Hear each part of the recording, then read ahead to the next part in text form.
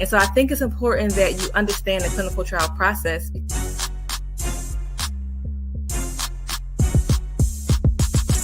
I'm not saying that the pill is bad. I just want you to think about how to make health decisions for yourself.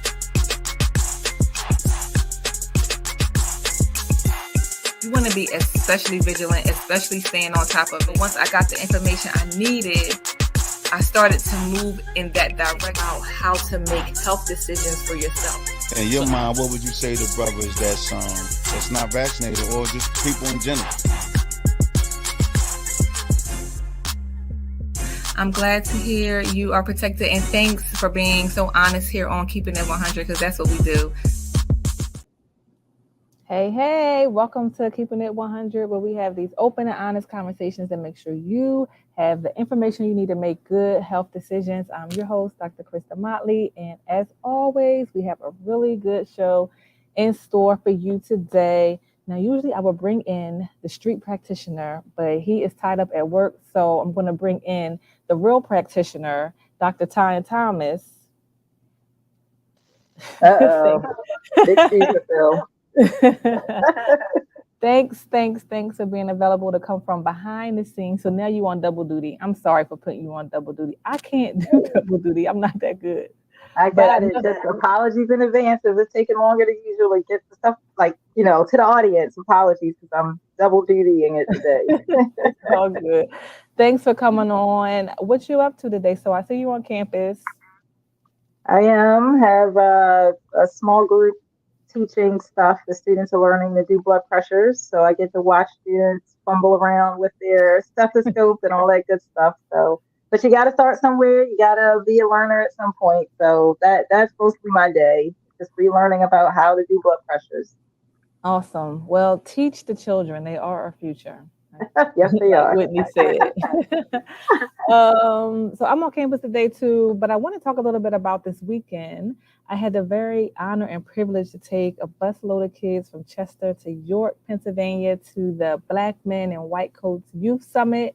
Shout out to the Boys and Girls Club of Chester, who said absolutely yes. When I called and said, hey, can I take your kids on a field trip? They was like, absolutely.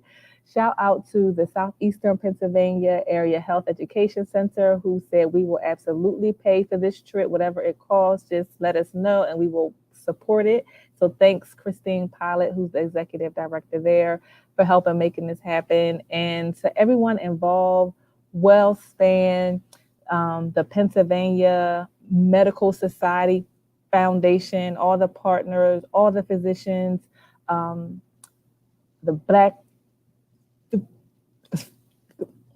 Black Philly doctors who came out to volunteer and to support the students. It was a lot of health professionals in the building, a lot of love, a lot of Black excellence. It was just a really proud day. And most of all, shout out to the parents that got up around 5 a.m. on Saturday morning because I was tired. I thought I was going to oversleep. I was so afraid I was going to oversleep. But shout out to all the parents who got up and got y'all kids out the door and to the Boys and Girls Club by 6 o'clock so we can get on that bus and take that 2-hour ride. So shout out to y'all. I saw pictures too. Looks like they had fun, had a good time. Yeah, we have a video. Let's see if we can get the video to go.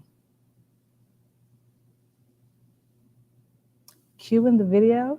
That's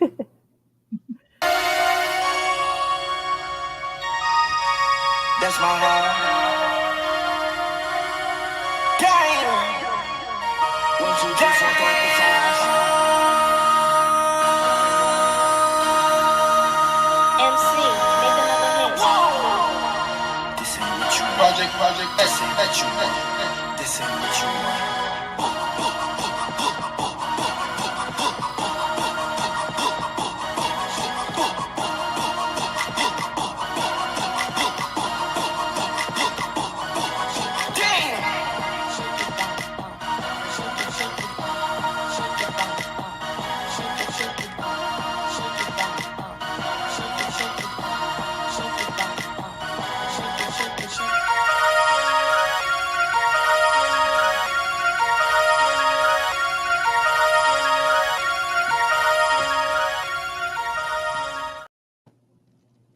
Yeah, they had a really good time. It was a nice event, and I just hope that we have at least one or two more Black and Hispanic youth who've decided that they may be interested in healthcare now. That would just make my day.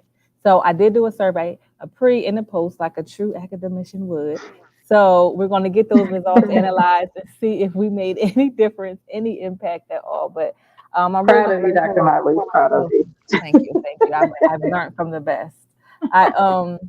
I want to keep doing things like this because this is important. I feel like parents put a lot of time, a lot of energy into sports, and they spend a lot of money in traveling on AAU sports. And that same energy that we put into that, we have to put into exposing our kids to healthcare careers. Keep the sports energy, but let's match it because there's so many kids that our kids are there are so many things that our kids are capable of doing, and they don't reach their potential always. And it doesn't have to be that way. Absolutely. How do You're you right. feel about And that? yeah, they have to see others who look like them who are doing that to know that it's something that's plausible for them to do as well. And like you said, I love when you said that, like that energy has to match because the same thing with like a sport, they've probably seen a person who's in their friend circle who's made it, high school, college. And so for them, they're like, oh, such and such did it. I can do that for sports, but, not so much for health professions in some way. So, just you're exposing them to that is like putting them on that path to realize, hey, like I remember that Saturday that I talked to that doctor or Mhm. that nurse or whoever it is, and like that was something that I was interested in and I can do. So you're like planting seeds now, and so kudos to you and parents and the organizers. What is it? Black Men and White Coat. What's the name of the Yes. org? Yep. Yep. Black men So and like white it's coats. a definitely community effort. Like everybody has to contribute and appreciate you for getting them on the bus, getting them out there, organizing things on your end. It looks like it was a success. It was. So I'm gonna keep doing stuff like that because it's important. Because I'm tired of having to search far and deep for Black healthcare providers. I'm tired. So I'm like, if we're gonna do something about it, we're just gonna create them. If we want them, And we have you're to gonna need create people to do the vaccines when you get too old to do it. They're gonna have to go to the them. basketball Exactly. games for 10 years and do the vaccine. Exactly. Who gonna take care of me? Exactly. So we are still in March. This is the last Wednesday of March, and as we know, it's Women's History Month. And each week this month, we have had an amazing woman on to share something to make our lives healthier, to make them better. And so we have a good show with Dr. Monica Taylor, who's going to be joining us in just a few minutes. But before we do, I just want to talk about some news updates, some health news updates. I know that water has been on everybody's mind in this area for the last week.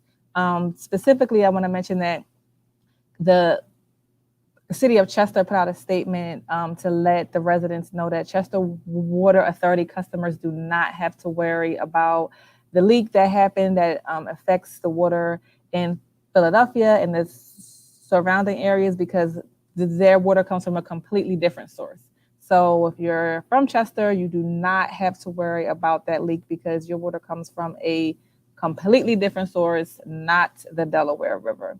But I wanted to see what your take on this whole water crisis has been, Dr. Thomas. What went through your mind when you first heard about it? Honestly, I was thinking, oh goodness, one more thing for us to not have confidence in. It's just been a series of things, and I'm happy that they were able to pinpoint it down to like which localities had to have to not use the water. But I mean, it was just again to me, I was just thinking, oh, it's another thing for us to like worry about, and then when you have something like this, it makes you wonder, okay, well, what about all the other things that like were near misses and we just barely, Yeah. missed something else. So, but I'm glad that they also have a system to let people know in a timely manner and be able to really track it down to like who's affected. So I do have some confidence in that part of the Yeah. process. Yeah, so one day at a I, time. yeah, I know. It's just like always something. I feel like Philly officials caught a lot of flack for the communication, telling people to get water and then taking it back saying that you don't need water. But I can appreciate the transparency. And I feel like a lot of times there are things that can happen and we would never know about. I mean, they didn't have to say anything for real, for real. I'm glad that they, did, but they could have just kept an eye on it and knew that nothing was, a problem and just didn't say on it, didn't have to say anything, I suppose. I don't know. But I'm glad that they were transparent. It did cause some hysteria. Hopefully nobody got hurt in all the chaos, everybody trying to buy water. But, I think they sent out an alert this morning that said that everything is all clear, and that may be the last alert that we're going to hear about it. So I don't know. We'll see. But I think the moral of this story is everybody try to keep some water in your house because it is very essential. If you don't have food, you can survive without food, but you have to drink because if your body becomes dehydrated, it cannot function. So I think what the biggest lesson is to make sure you have a couple gallons of water per person for at least 2 or 3 days and just keep it in the house so that you just always have it and you don't have to run out at the last minute and buy 10 cases of bottled water. Good advice. I agree. I keep water in my car too. Like just keep it wherever you never know. So That's yeah, a good I do point. the same thing. That's a good point. Now, my dad had texted me about some eye drops last week. I was like, Dad, I don't know what you're talking about. But what ended up happening was these eye drops were contaminated and people have died. So as of last week, I think 3 people have died. We have a picture of them. They're just artificial tears. They were contaminated, I believe, at the manufacturing facility. And people have gotten eye infections, severe eye infections. A number of people have lost their vision. They have to get their eyeball removed. So if you have a bottle of those eye drops in your house, if you know somebody who does, if you know someone who just has dry eyes and they're just like, I need my drops, tell them to check their drops and make sure it's not the ones we just had up on the screen because they may be contaminated. I would just throw those out and buy eye drops from another manufacturer. It's scary. Have you heard about that, Dr. Thomas? I hadn't. I'm actually looking now to see if I can find a site that I can put into the chat for people to look it up. I had not heard about it, but I see it. I see it now. Thanks. Yeah. I know it didn't come up on anything that I usually read to stay on top of health news, but my dad watched the news every day and he just be sending me stuff. And I'd be like, Dad, I don't know. But this one was like a real thing. Whew, This was crazy. a real One more thing again. That's what I said is something new all the time, you know. I know. It really Vigilant. is. The last thing I wanted to mention, well, the next thing is just a quick COVID update. So, my son's school called me Monday and said he was low energy, he's not eating, he's coughing, and I had to go pick him up from school. So I picked him up. Later that day, he ended up with a fever. He was still coughing like crazy. I ended up calling the doctor's office after hours line, talked to the nurse. A couple hours later, he was like just really struggling. And so I called and had a telehealth appointment with the pediatrician there. I scheduled an appointment for him to see his doctor on the next day. And he went in yesterday. So he was feeling a little better by yesterday, which is good, and no fever and everything. But I had engaged with like 3 healthcare providers over this time, plus his school nurse, so 4. And it was interesting to me that through all of that, and no one said anything about COVID, like COVID symptoms. Have you been exposed to anyone with COVID? Do you have any? Like COVID never came up, and I just started to think, like, is COVID really over? Like, are we really done with it? Like, nobody is talking about it, and he has, just classic COVID symptoms. I thought that was interesting. Dr. Thomas, what you think? Is it over?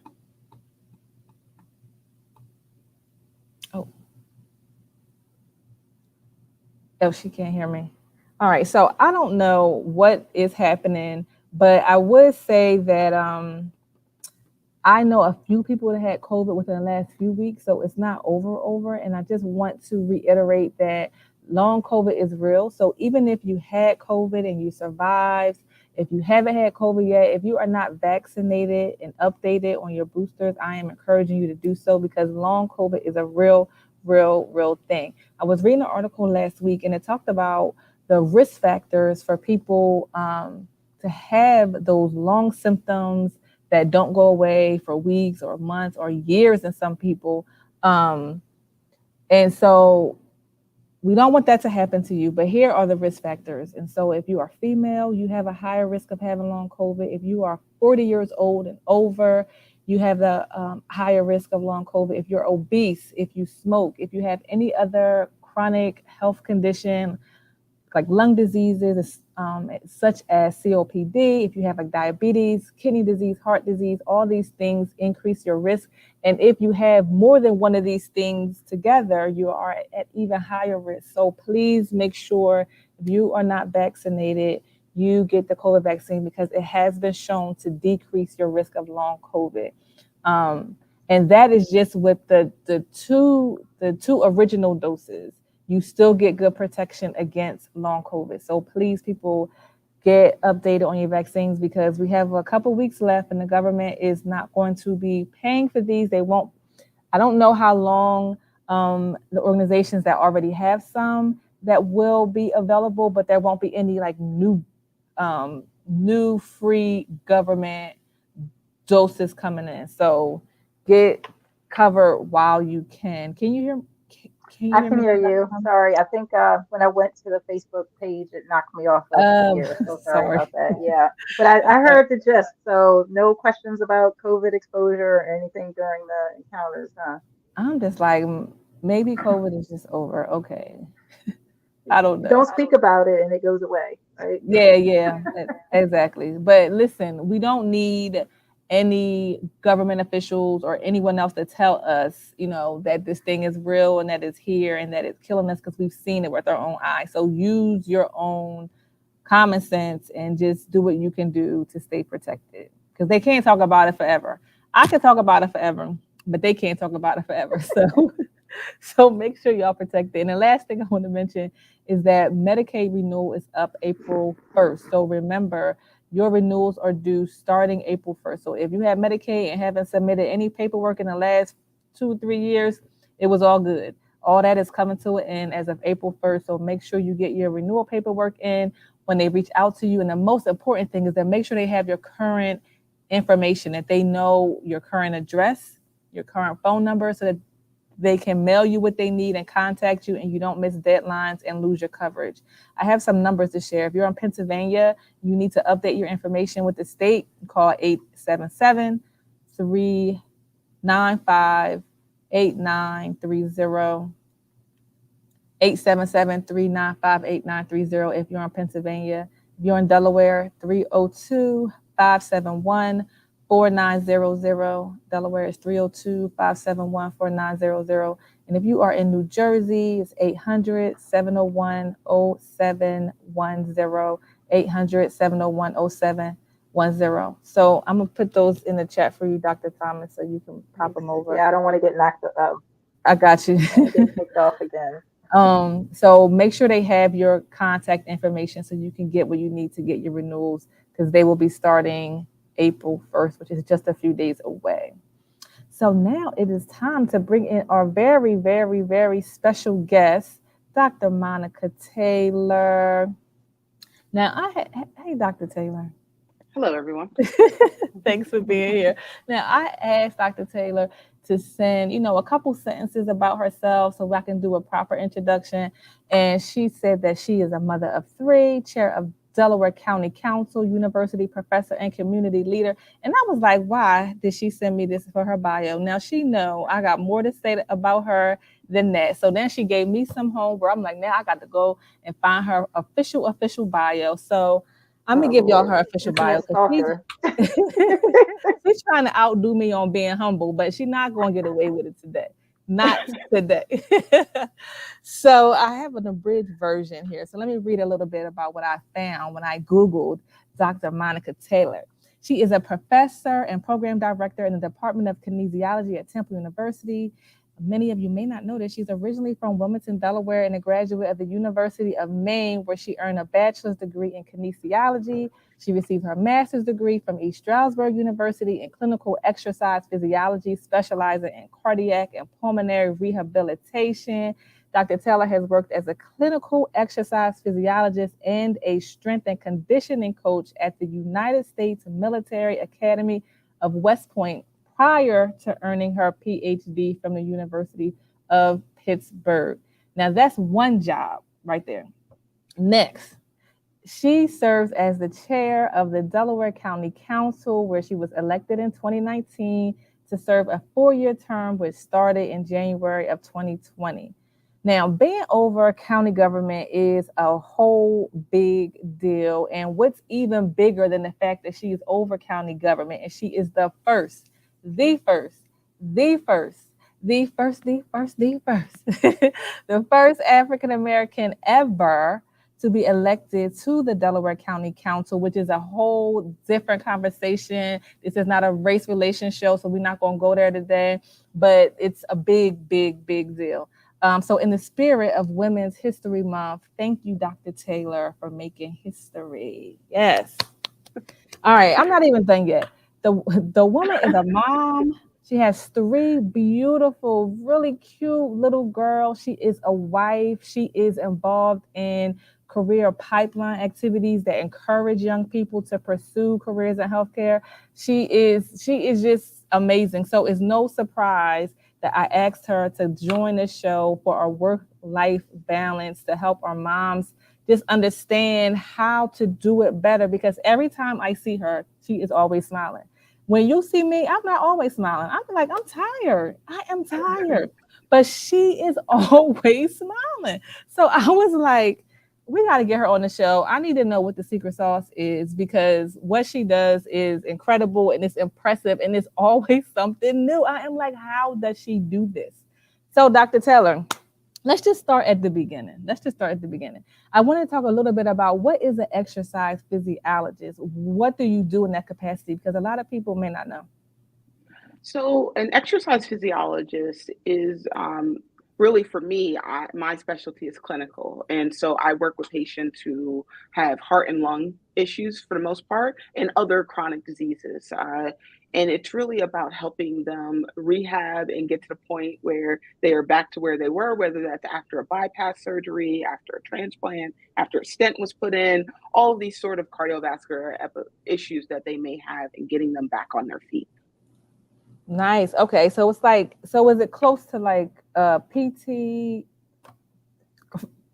Yes, it's close to being like a physical therapist, Yep. but for very clinical and very specialized I see. patients and Okay. and focusing more on that chronic disease. Okay. How did you get interested in pursuing that career? Well, so when I first started at the university, I was going to do I started as pre-med, and then I moved into more the physical therapy route. And I had a professor who taught this like cardiovascular pathophys class my senior year. And I was like, that's it. I love it. I love the heart. Oh, that's great. That's what great. I want to do. That's That's great. kind of how I got there. It just takes that spark. Sometimes. Now, a lot of people may not know this, and I didn't know this until I saw you at the Biddy League opening ceremony. You were a professional basketball player, and you played overseas. Now, I don't understand how you be fitting all this into your life, but that is amazing. Do you still get a chance to play? No, unfortunately, I don't. And really, it's more, I think, coming out of COVID and the pandemic, and just the leagues that were there once before aren't really necessarily there still. And Yeah. I had a baby during the pandemic and getting Sure back did. into basketball shape. Let's say that. So haven't really got back there, but would love to start playing again. I think there is a co-ed league in Havertown, maybe in the county. Oh, she coming now. She coming for you. She coming for you. I think you had a question, Dr. Thomas. Oh, so I was just gonna ask, like, so you're not doing basketball now, but like, how are you incorporating activity with all the other hats you wear? How do you get physical activity into your day? Yes, so it is a challenge. It has to be planned. So what I actually do is I have a group of friends and I alternate with them. One of them I meet on Thursdays at the Y in the morning at 6. And then my other friends, we actually meet in the morning every day at 6 a.m. and we walked to the Wawa because that's our reward. We're getting coffee. And choose the one that's further away. It's about 2 miles, and it's like, all right, we walked there, we got our coffee, we walked back, we got some physical activity in, but I also got my 6 a.m. coffee, so it helps me to get some activity That's into my everyday great. life. I Yeah, love that's that. really And I good. love that you said our keyword. Like, I think our year for the year is plan. Because when we had Dr. Walls on the first show in January, we talked about, how do we keep our New Year's resolutions going? Like, what do we do? Because we know it starts to fall off by February, people not doing what they said they was going to do. And she said, you have to have a plan. If you don't have a plan, it's not going to happen. And so I've been hearing each week, people talk about how they are able to get things done. And it goes back to planning. And you just, And planning is the, accountability, right? yep, Like that's the word. Dr. Taylor has her friends and she is accountable to them and she holds them accountable. That seems like that's another part of it as well. I love it. So we have to make sure we are putting these things on our schedule. Last week we talked to Dr. Bombshell, who said the same thing. Like, it has to be a part of your schedule. You build it in and you make it happen. And so, all right. So the first key to work-life balance is having a plan, putting it in on the schedule, knowing what you're going to do, when you're going to do it. Check. Got it. Got And it. then adding in what Dr. Thomas said, The accountability, accountability. because the fact that I have to meet my friends, it's less likely that I'm going to stay in the bed or that they're going to stay in the bed at 6 in the morning. It's like, oh yeah, I got to get up. I got to go. They're outside. They're at the door. That is so true. Planning and accountability. There you go. Love it, love it, love it. Now, can you talk about your role a little bit as chair of county council? What aspect of your role involves public health? Well, I mean, a lot of it. So, one of the reasons I actually ran for county council was because we didn't have a health department. And we were the largest county in the country by population. We didn't have one. And so, long and behold, that I didn't, no one knew a pandemic was coming. And then we ended up going into a pandemic without a health department. And so my role on county council really does intersect with public health. And we as a group really are thinking about health in all policies, right? Because when we have happier, healthier people in our county, everyone is better for it, right? And how do we Absolutely. get them to that point? And so when you think about, we've created the health department, so we're going to be 1 year old on April 3rd. Congratulations. Next week. Wow. Yes. Yes, I know it's gone by quickly, right? And that's where I see you out in the community all the time. It's like intersecting with, all right, hey, we're here, Kristin's here. Let's make sure we're getting our community the support that they need.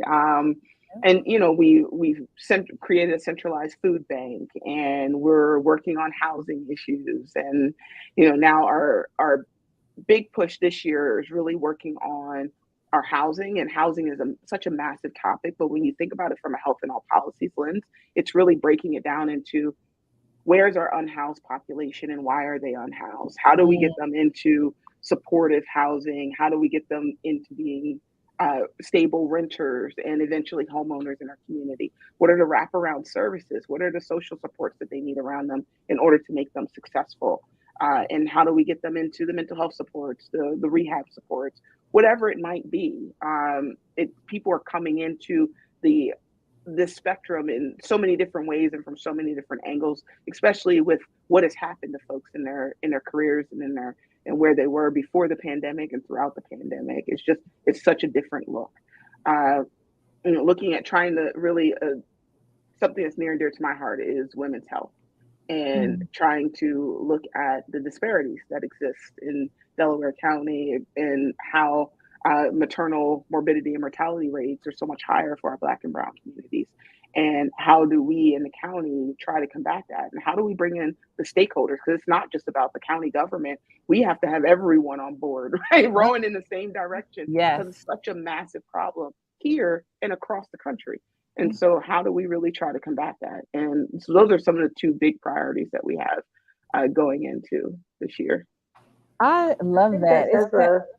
I think I was going to say, I think that says a lot that you realize that, okay, there's no health department. And rather than, saying, what can I do behind the scenes? You said, let me run for office. I just think that's pretty amazing. Just like your approach to seeing a gap and taking like action steps to, narrow that gap. So I just think that says a lot. But with that approach, also, I have to imagine that there's a lot of stress that can go along with that, like kind of transitioning from being the university professor to parent to being the council chair. So how do you manage all of those balls in the air and like kind of deal with the stress that comes with that?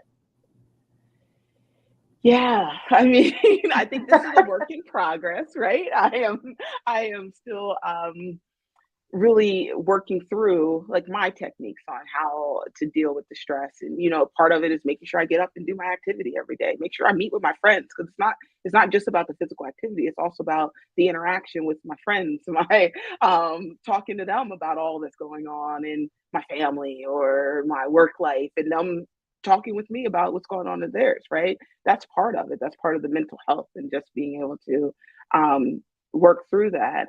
Trying to really, once again, be planned and and intentional on the activities that I have and what we're doing and where I can fit in time for me is really key. In trying to, whether it's like, okay, maybe I'm going to go get a manicure or a pedicure or a massage, even if it's 4 weeks away, I'm looking forward to it because I could put it in on the calendar.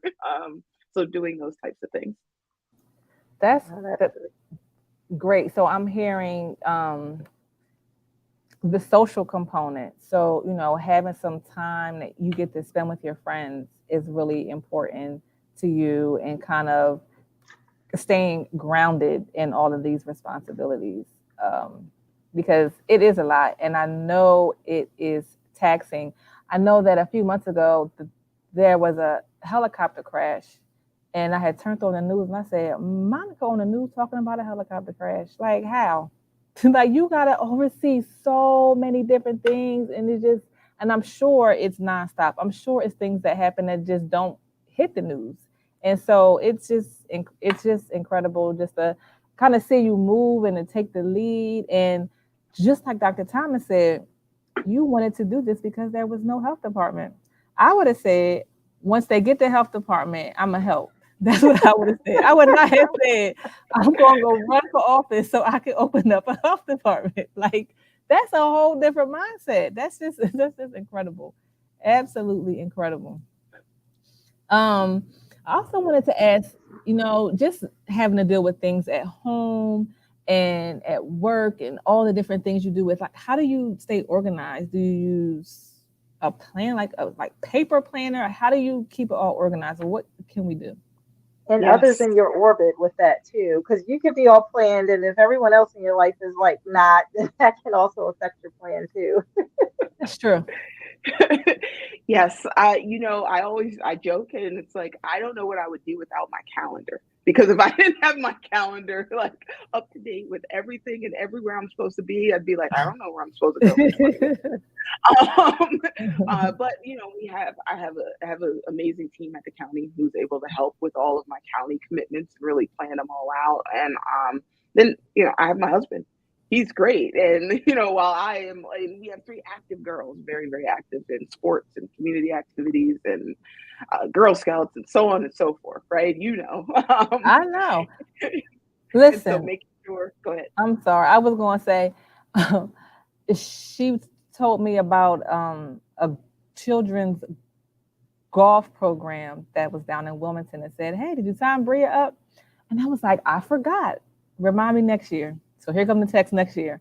Did you sign Bria up? And I was like, I'm gonna do it right now. So I signed Bria up. I get there, and here she go there with her kids. I'm like, how do you get time to be in Wilmington? You live all the way in Upper Darby, but she just does it. So you can see why she is on this show, because I need help. I live in Delaware, and I can't even get my Delaware stuff done. She lives like an hour from Delaware. Come during peak traffic time, still get there on time. I'm late, and I live around the corner.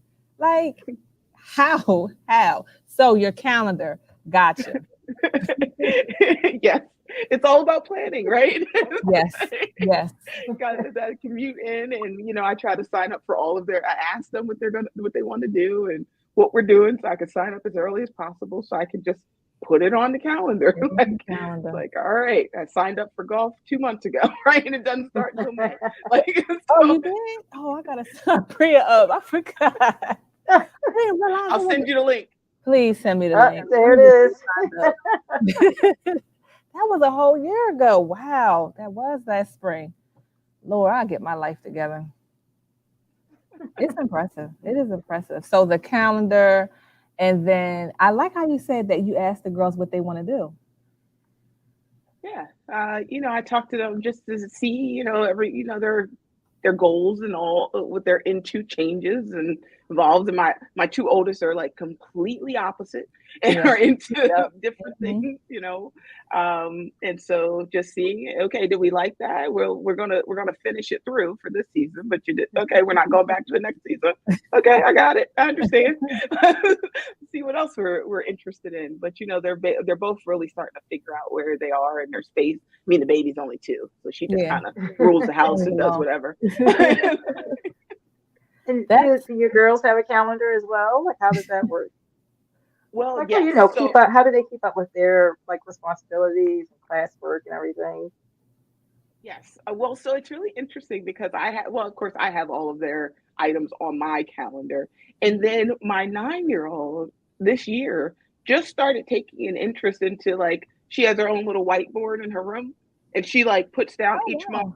She goes online and adds in all of her activities and what she's doing for the month, and she see her calendar. So that's awesome. And so she kind of has that, and she's like, "Oh, good, I have some free time here." Ooh, good. Meanwhile, mine are the ones that are like, "I have something to do tomorrow," and I'm like, "Okay, how long ago did you know?" Because now you messed up my schedule, so that's why I need some tips on that part. Oh, that's my 6-year-old. And that's probably going to be her always. So it's I don't know. I know I'm supposed to be somewhere later, but later. Oh goodness. We're opposites. Remember those two? I love that. So she is already getting her life together, already getting her calendar set, and that's amazing. And then the other ones will eventually get it together. They'll figure it out, or her sister's going to do it for her. Yeah, that part. Yeah, that there part. How much me time do you get, Dr. Taylor? How much time do you get to yourself? Do you get any time to yourself?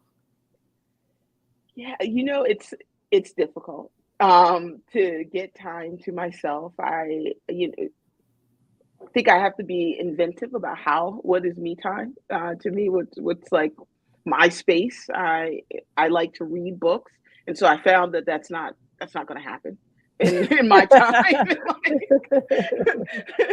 So I've really been into getting Audible, listening to books, right? Mm-hmm. And setting up time, because I could, in my commute all the way to Temple and back and forth from Temple to the county and all this, I have a lot of time in my car, and I could spend that on phone calls or meetings or Zooms or all of this, but I try to be really intentional. Okay, my commute home, I am always listening to whatever my book is of the month, and this is what I'm doing, right? So I just got done The Light We Carry by Michelle Obama, nice. Which is such a good book.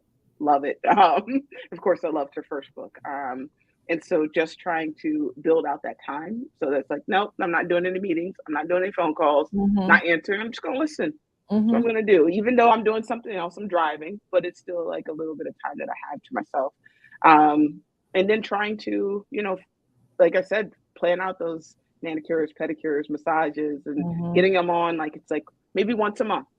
I'm doing one of those items and have it on the calendar. And sometimes the girls go with me. They love getting pedicures, and the three of us go together, and that's part cute. Of our me time, right?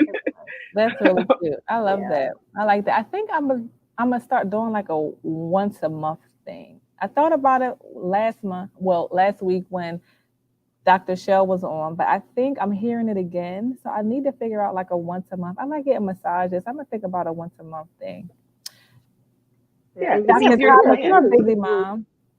like mom and daughter things too, right? Maybe. Mm-mm. I'm not doing that. I'm not inviting Bria. Bria get enough of my time. She don't think she do, but she get a whole lot of my time. I'm going by myself. Or not. I'm not taking her. But Dr. Thomas, I was going to ask you, what do you do for me time? Because you got 3 boys, so you are running around all the time as well. Like, what do you do? Sorry, I'm still laughing at you. Like, no, it's just gonna be me. That's but no. I try to wait, and I think George mentioned this last week when he was saying like having that schedule, like bed is this time, and so they're in bed by 9:30, and I try to like 9:30 on, like I try to just watch a show or whatever, get on the elliptical. That's my like quiet time where I try to do when I'm not like really busy and behind on a deadline. Like that's usually my time. Or sometimes I would wake up early, like before my youngest one, my oldest one, sorry, wakes up at like 6 o'clock because he has to get on the bus by 7. So I'll try to get up like 5 o'clock, 5:30, give myself that 30 minutes to just be like coffee, whatever it is, Mhm. So that's when I try to sneak it in, just like either right before I'm about to be busy or right after they're at bed. And usually that works okay, but it's not like away from the house. But I'm one of those people, I just like to have like quiet time. I don't need to be out to, you know Yeah. what I mean? Yeah. Mhm. That's cool. That's cool. All right. Thank you. So a little bit in the morning, a little bit at night. I'm taking notes over here because I gotta get my life together. All right. So the other question I want to ask you, Dr. Thomas, Dr. Taylor, is what role does your husband play in making sure you take care of yourself? And I heard you say he helps with the schedule. I'm sure he helps with the girls. But do you think it's his responsibility to make sure you take care of you or to help you take care of you? What's your take on that? All right, Ricky Lake.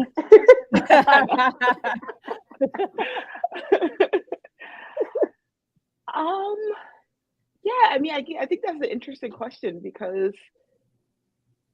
I as women, right, we are always taking care of everyone else. Right. And a lot of times we forget about ourselves. And so I think about it like, oh, I'm always reminding him to take care of himself. Right. um, but does he remind me to take care of me? And sometimes he does. He's like, oh, have you, are you go what are you doing this month? Did you do a massage or did you get your nails That's done? Or great. like, and so he checks in to see if I have like my month activity set up or if I'm doing it, or he notices if I don't.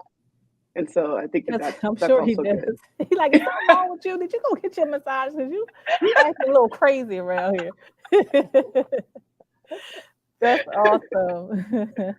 That's awesome. So I think this was really good for me. It was really helpful in terms of helping me come up with a few new ideas on what I can do. And I hope that all of our listeners were able to get some good information about how to incorporate some strategies into their lives, because it's just a lot. Like I feel like we are way busier than our parents were. I don't know what is happening, but that's what it is. That is what it is. So thank you, Dr. Taylor, for coming on today's show and giving us a little sneak peek behind the scenes. You are extremely ambitious, like one of the most ambitious people who I know. And so thank you for being willing to take on like some of the biggest, hardest projects to help keep our community safe and healthy. We appreciate you. We got you. And I want to also mention you are a partner with the Foundation for Delaware County to do exactly what you said is important to you, Black maternal health. So on Wednesday, April 12th, we will be at DCCC to do a screening of the documentary film Aftershock, and a panel discussion to talk about Black maternal mortality, which is a public health crisis, just like you said, in this area and all over the country. So we are going to do what we can to get those numbers right. And you're going to be on the panel, right? Yes. So we'll hear from you then. So this is a free event. Dr. Thomas will put the link to register in the chat. You can register, come for free. If you are a social worker or a nurse, you can receive continuing education credits, and physicians and PAs can get self-reported credits as well. So that's Wednesday, April 12th at DCCC. I think it starts at 3 or at 4. I can't remember. Check out the link. 4. Check your calendar, Dr. Teller. I know what's in your calendar. It starts at 4. Okay, so it starts at 4. Again, it's a free event. Now, we are going to be out doing COVID education and outreach at Representative Carol Kazim's mental health awareness event that will be at STEM in Chester on Saturday, April 15th. We'll be there from 10 to 2. So check us out there. I think we had a flyer. If we do, we'll put it up. But that's all we have today, everybody. Thank you so much for checking us out. Hope this was helpful. Tune in next Wednesday, 12:15, right here on cmpradio.net. We have another good show for you. We'll see you next week. Thanks, Dr. Taylor. Good talking to you again. Thank you, everyone. I'm glad to hear you are protected, and thanks for being